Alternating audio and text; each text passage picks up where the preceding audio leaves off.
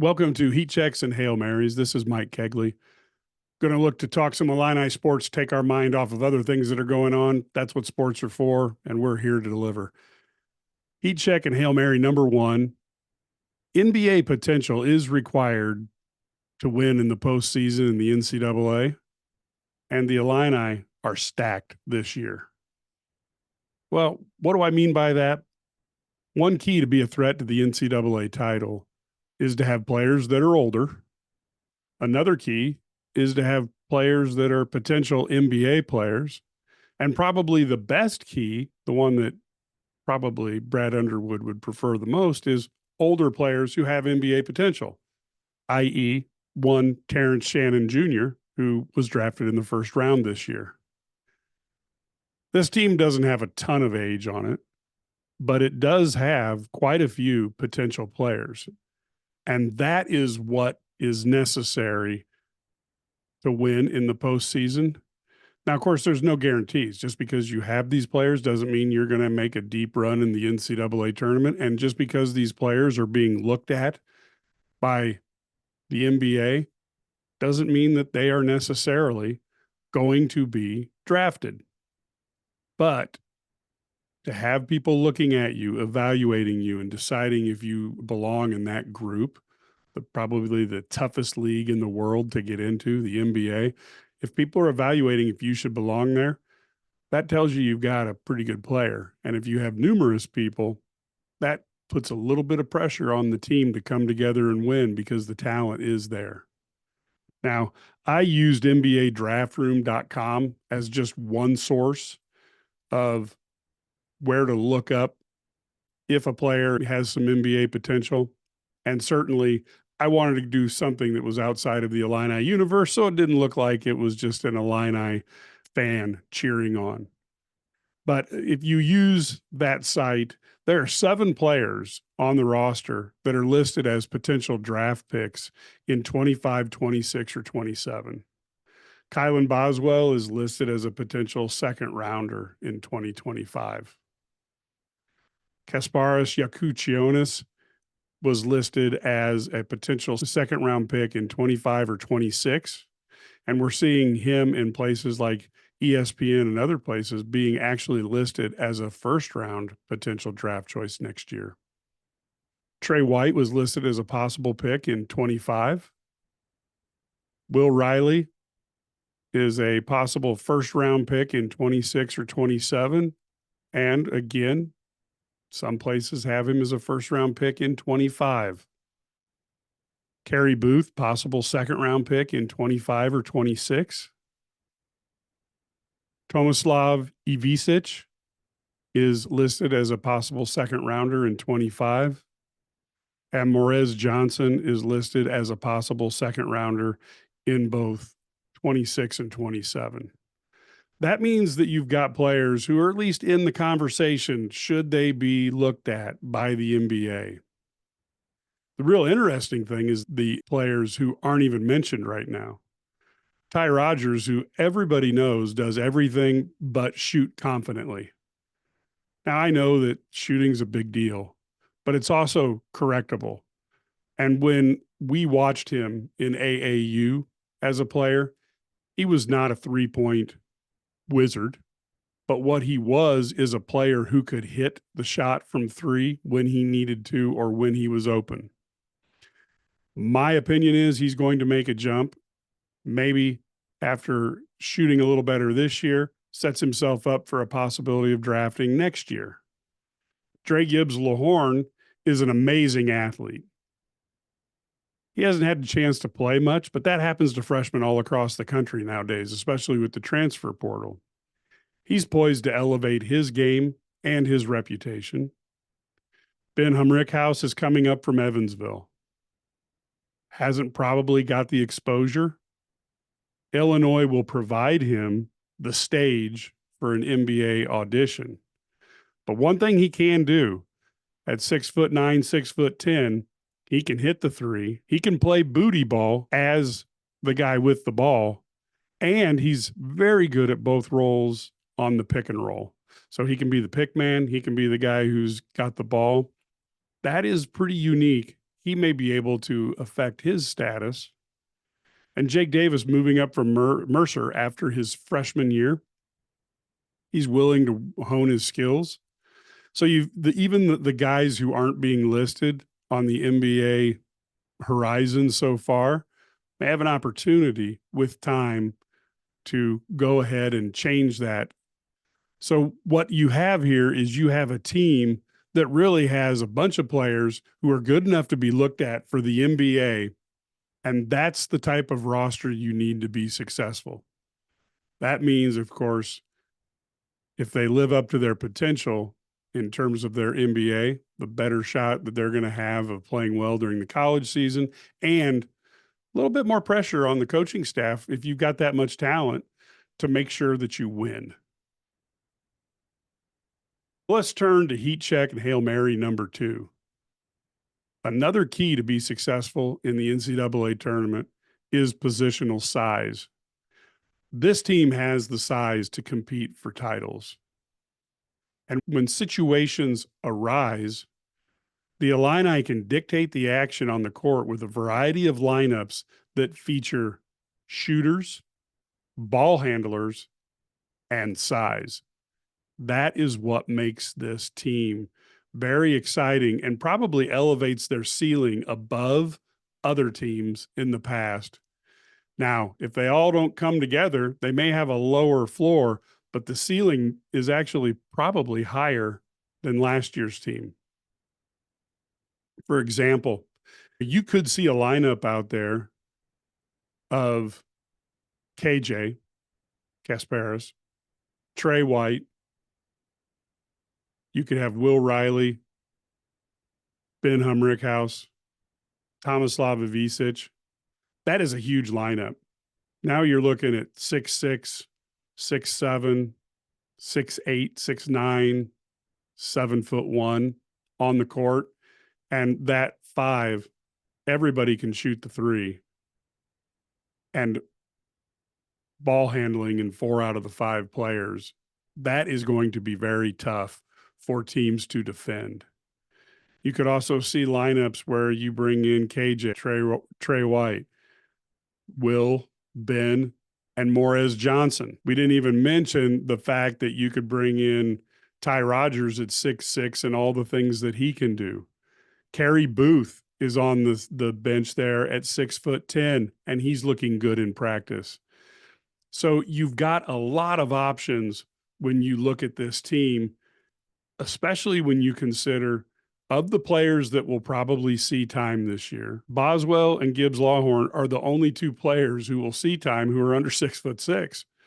So it reminds me a little bit of those Ohio State teams that used to give Io's team some problem because they could shoot on the wings over the top, and they had size to guard on the defensive end. Illinois has that, but the guys out there on the wings may be a lot better than what those Ohio State teams had.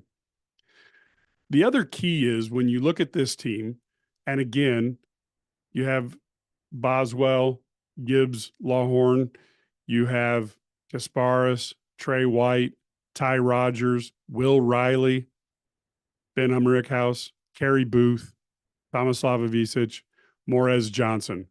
That is a lot of talent. I didn't even mention Jake Davis, who's coming in at 6'6", can shoot, willing to learn his craft. There is a ton of talent on this team. But what that makes for, and this is something that I talked to a longtime state championship winning basketball coach. He had some teams that were 8 to 10 deep. He said the practices were incredibly fun to coach. And he said even occasionally he'd find himself just enjoying it to watch. Because when you have that much talent, they go head to head hard, and you really see some amazing games just in practice. Some of the best games that this Illini team might have are competitions that Coach Underwood divides them up, and then the desire to get on the court, which is such a driver in college athletes, will make practices intense. Practice is where you earn a chance to get those minutes in a game.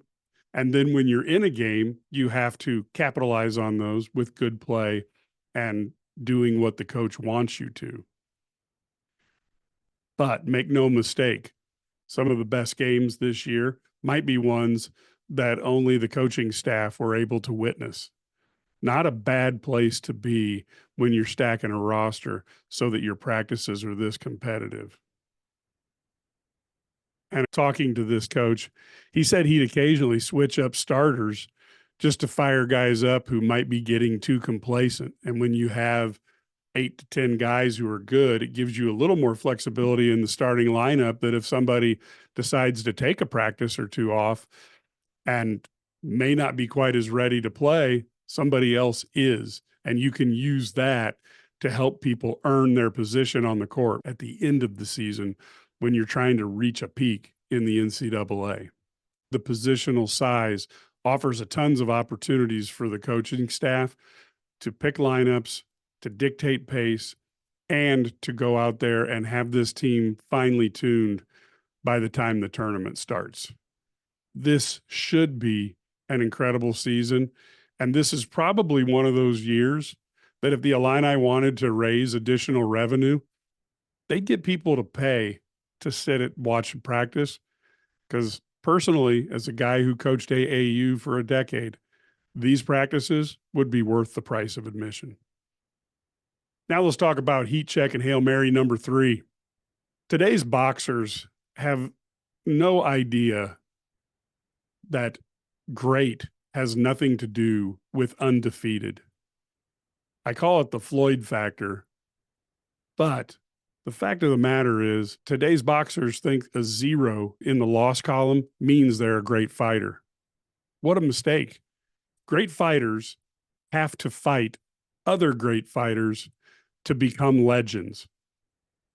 If you just look at the 0 losses and you make that the determinant as to whether you're a great fighter or not, that's just a logical fallacy. It's kind of like that old example we've heard. If you drive by a church at noon and the bells ring, some people drive away and they go, wow, the church just rang their bells because I passed by. Or they could look at their watch and go, oh, it's noon. That's why the bells are ringing. Greatness is not bestowed on fighters because they've never lost. It's because they fight other great fighters and they demonstrate how good they are. Sometimes how you lose is as important as how you win. And the rematch where you defeat someone who had a mastery over you in the past is a way to become a legend. If you look at the lightweight division, you have Shakur Stevenson and Tank Davis. Both these guys are amazing fighters. There's no doubt. Stevenson's defense is unparalleled in today's boxing, and he actually can probably go toe-to-toe with some of the great defensive boxers of all time. Tank Davis has power. He has speed. He attacks. He's relentless. Another really good fighter. Tank's been a champion of the lightweight division, at least a portion of it. He has the WBA portion since 2019. Stevenson's a younger fighter. He's only held his version of the lightweight title, the WBC version, since 2023. Yet some of the other fighters who've been so good over that era haven't seen nor heard anything of either of these two. Vasily Lomachenko may be in a position to fight Davis soon. Devin Haney, Teofimo Lopez. These are the type of guys that if you want to be considered a legend, you've got to beat. Instead, today's boxers tend to go onto X, i.e. the old Twitter, and tell people how great they are and demonstrate through their ability to use their thumbs how fantastic of fighters they are, as opposed to signing contracts and getting in the ring with the best. There's advantages to getting in the ring with the best. First off, if you're in there with a fighter that people respect as a great fighter, it gives you the opportunity to have a bigger payday. And going up against people like that is how you measure what you have to get better at or how good you are. If you go back in history, beating great fighters is the only way to establish yourself. You fight great boxers, and if you win most of those fights, history will remember you. If you think of the four kings of the 80s era, Sugar Ray Leonard, Thomas Hearns, Roberto Duran, and Marvin Hagler, all four of those individuals are ranked as a top 5 all-time performer in at least one weight class. All of them have losses because they were constantly putting themselves in front of great fighters.